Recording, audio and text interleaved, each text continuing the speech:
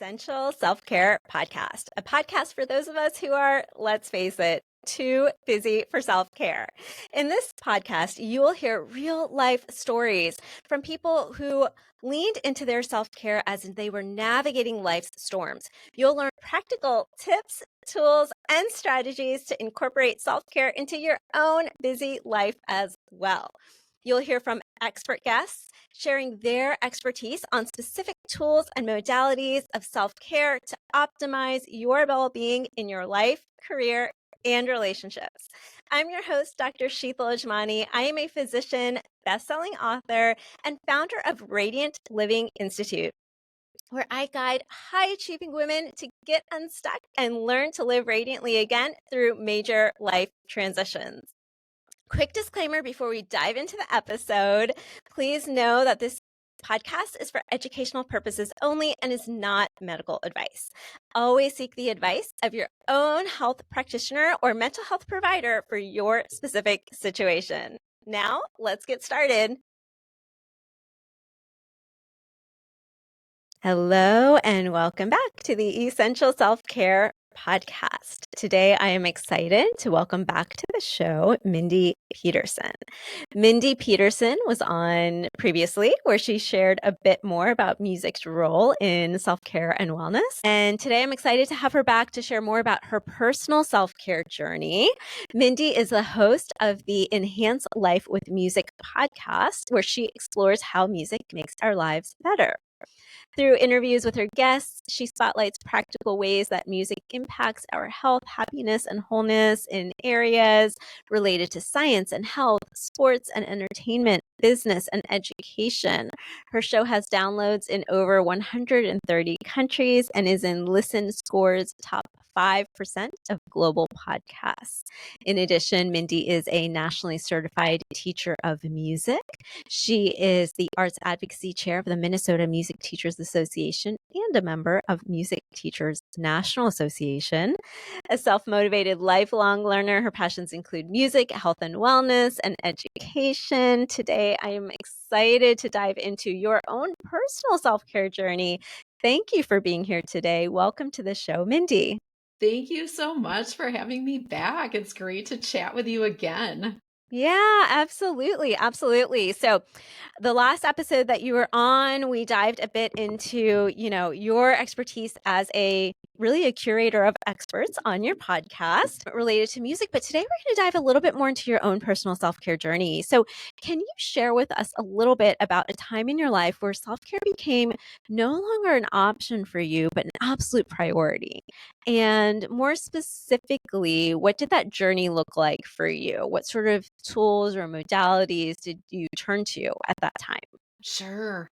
Well, I'll preface this by saying I have always had a very strong craving for balance and homeostasis.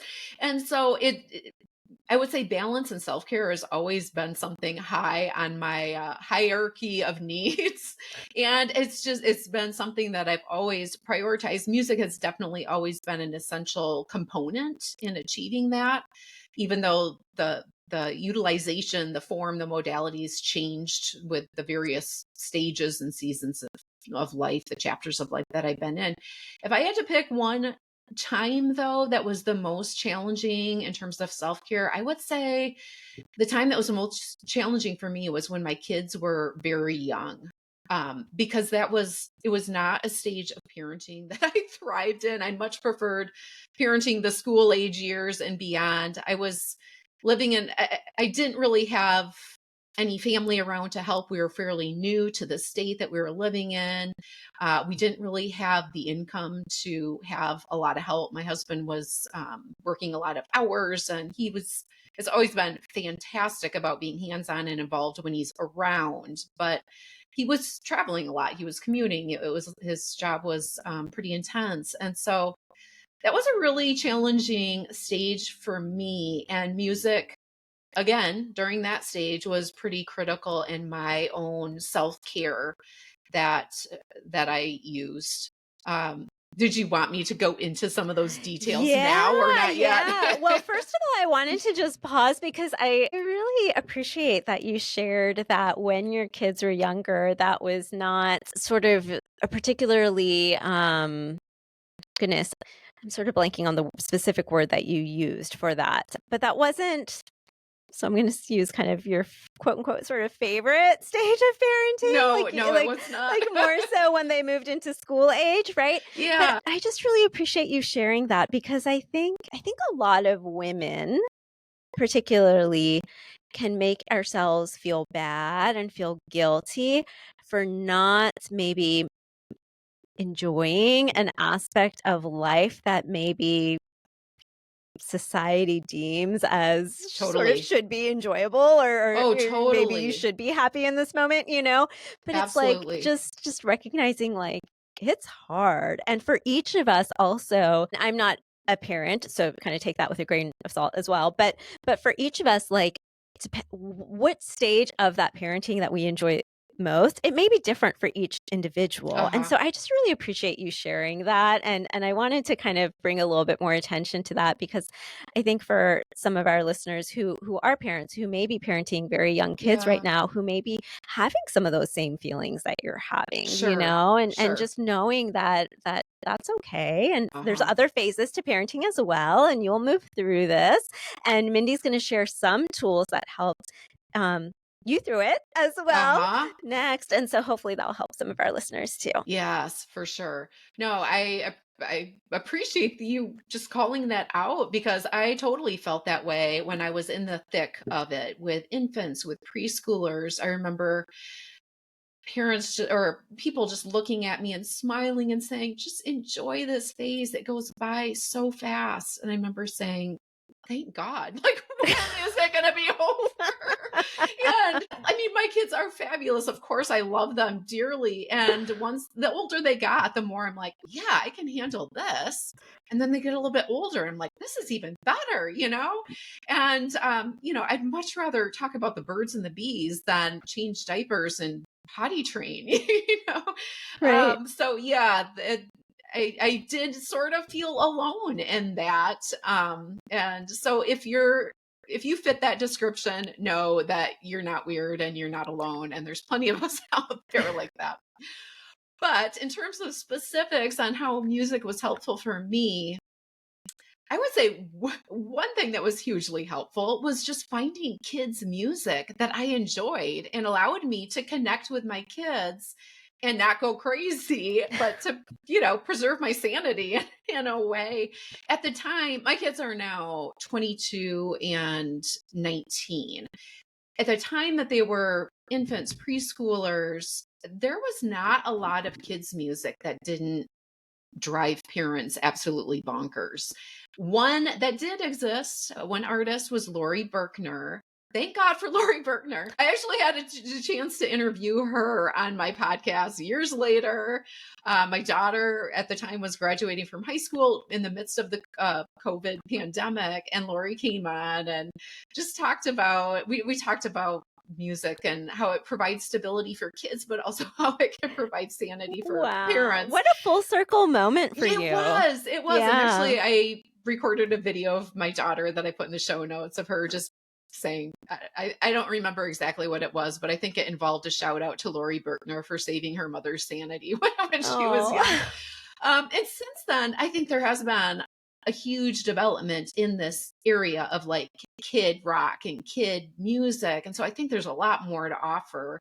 One of them, another artist, Stephanie Level, I'll just give a shout out to her because I discovered her. She was not creating music when my kids were young. And once I discovered her, I thought, oh, I wish you were old enough to have been making this music when my kids were young because she's phenomenal at creating this music that helps children identify and express and regulate their emotions with music. So if you have young children, do yourself a favor and check out Stephanie Level. She was interviewed on my podcast on episode 152. But that kind of genre of music was hugely helpful for me when I was raising young kids. Another self-care method utilizing music that was really helpful for me during that time was having music that was kind of like my therapy music that I could just listen to and just felt like it allowed me to just calm my frazzled nerves and calm down. Okay, this is dating myself a little bit, but Kenny G. Starting in the 90s when I was still in high school, listening to some of his albums would have that effect. And honestly, I will still listen to that when I want to just like take a power nap during the day because I can listen to that for 15 minutes and I won't fall asleep, but I'll get up afterward and feel completely rested and like my battery's been recharged. Mm, So that's another, just, another yeah. little I do way. that with nature sounds. I find that Mm, like laying down and not necessarily taking a nap, but it's like I just need to kind of rest and feel yes. refreshed, you know?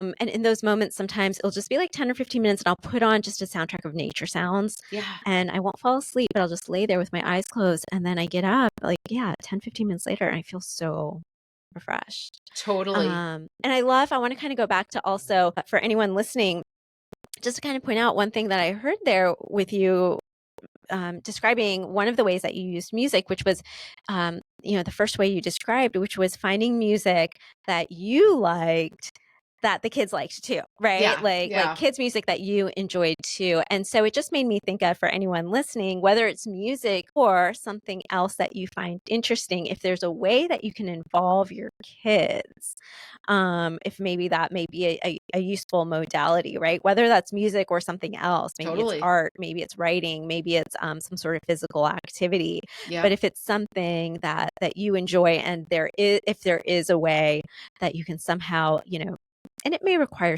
adapting it, obviously, in some way, shape, or form. Like you said, you had certain music, right, that you were able to use in that way with your kids, but then you also had music, this calming music sort of on your own that you would listen to at other times too, right? yeah, So in terms of, adapting and integrating your children into it, it may require some adaptation, but just realizing whether it's music, for any of our listeners, whether it's music, whether it's art, whether it's journaling, whether it's spending time in nature, like whatever it is for you, yep, that kind of rejuvenates you or helps you feel peaceful or calm, maybe exploring if there's ways that you can adapt that to integrate your children into that experience. totally. Yeah, Well, great. And so then you had described that music. So thank you for giving us these sort of two very tangible examples of how you used music during that time when your children were young. And you had mentioned also that music has sort of always been like, that was sort of a very sort of strong emotional memory of using music in that time, of this particularly challenging period of your life. But you've also described to me a bit earlier in the episode, as well as offline when we've chatted before, that music has sort of always been this thread of self-care, this sort of thread that has helped you achieve that state of, and I'm using your words from that you had used at the beginning of the episode, that balance and homeostasis that you have innately always um, craved and been yeah, very important to you. yeah. And so would you be able to describe some other ways of, so and I find this interesting because it's overarching the same modality, music, but you found lots of different ways to use it as a tool in your life during different seasons and phases of your life. So can you describe some of the other ways that has looked like for you? Quick shout out to today's sponsor, Reclaim Your Radiance, Radiant Living Institute's signature coaching program designed to help you reclaim your worth, renew your energy, and restore your happiness in your life, career, and relationships. This 6-module curriculum has already helped countless women rediscover themselves through life's storms. From setting difficult boundaries within toxic relationships, to finding their inner strength and power while navigating divorce and co-parenting, to aligning their career and business with their authentic self, and to learning how to live for themselves again after their kids have left the nest. This program has been a guiding force for women to live unapologetically and shine brightly within their lives once again, or often, even for the first time ever. Experience the results for yourself. Head over to radiantlivinginstitute.com/reclaim your radiance to learn more and get started. Sure, definitely. I am a pianist. I started taking piano lessons in first grade and continue to play now. I taught piano lessons for a lot of years. And at some point, I noticed that when I'm playing the piano, and I'm not talking about practicing piano where you're working on a really challenging piece, there's definitely benefits to that too. But when I would play something that was sort of that sweet spot of there was enough I had to think about to play the piece, but I knew it well enough that my mind could sort of wander a little bit at the same time. I noticed that playing pieces like that really allowed me to process thoughts much more thoroughly and effectively than if I was just sitting on a couch thinking about a topic. It's almost like if somebody goes for a walk and they're thinking about something while they're walking, you often make more progress and get more traction in processing and coming up with solutions and ideas than what you do if you're just sitting on a couch or sitting somewhere just stewing in it and thinking about it. Which sounds a little bit counterintuitive because it seems like your brain would be a little bit distracted and less productive by the act of walking or playing the piano than if it was just 100% focused on problem solving. But I noticed that. And then at another point in my life, I ended up seeing a therapist who was using EMDR. And I don't remember what it's an acronym for, but it's a type of therapy where you hold these two buttons in your hand. And I think there's various modes of it. Sometimes it's light that's alternating on various sides. Sometimes it involves holding these fobs, one in each hand, and they're vibrating alternately. And sometimes it's both the vibrations and the light alternating in different spots. But I remember experiencing that therapy and thinking, you know what? Playing the piano is like this because your eyes are going back and forth from the left hand to the right hand up to the music. Your feet are also going back and forth, either tapping the beat, they're pedaling the damper pedal. And I thought, I wonder if that's part of what is giving me this ability to really process thoughts and feelings and emotions and come up with solutions and problem solve more effectively than if I was just 100% focused on doing nothing but that. So that's another topic I've been looking for an expert to come on the show and talk to me about that and haven't quite found it. But that's another way that music has helped me with self-care throughout my life. One other way I mentioned the power nap, and like you, I don't sleep either during those naps. And when my 15-minute timer or 10-minute or 20-minute timer goes off, I do not feel like getting up. But once I do, totally rejuvenated. And sort of along similar lines, for years, I have used music to help me unwind at night before I go to bed. I've never been somebody who just can go from 60 miles an hour to zero and just fall asleep real quickly. And I'm also not someone who can wake up real quickly. It takes me a while. And listening to certain music at night when I'm just unwinding and getting ready to go to bed makes all the difference in the world for me. For me, my musical drug of choice at night is Enya. I'll just do like Spotify Enya radio where, Spotify just pulls in Enya songs, but also similar types of, Right. music with similar profiles.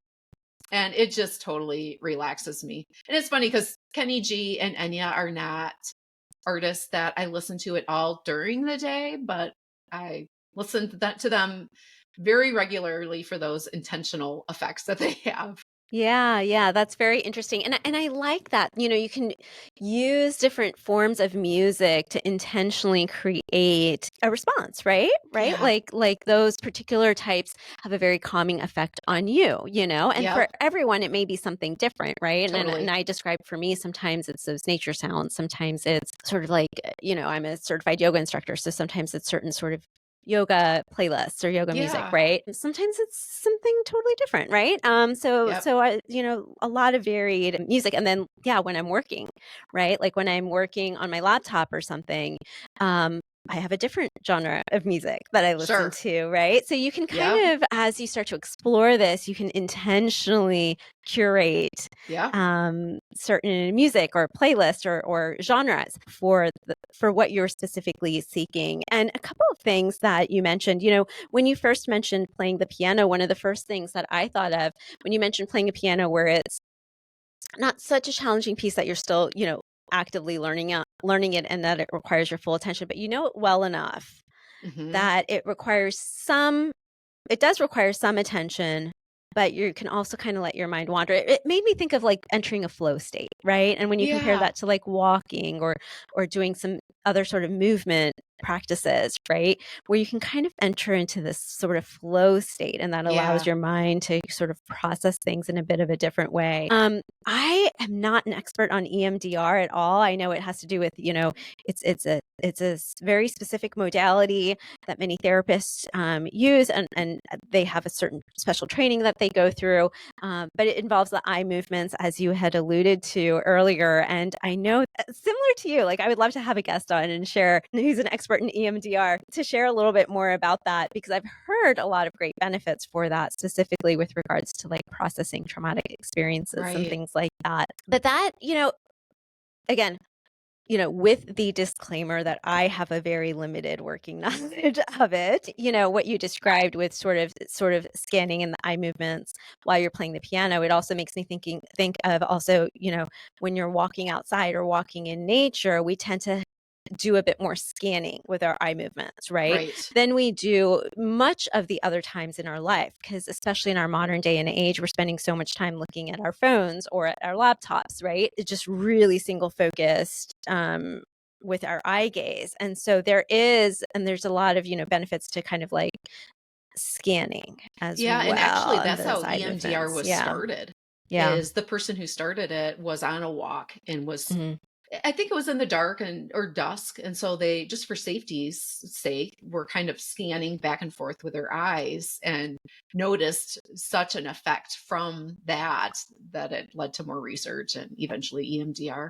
Yeah, absolutely. Fascinating. Fascinating. Yeah, there's a yoga practice too of yoga eye exercises that that, Oh, that we do as well, which is similar to that, right? Like you kind of look in all directions in okay. a sort of just a very systematic way.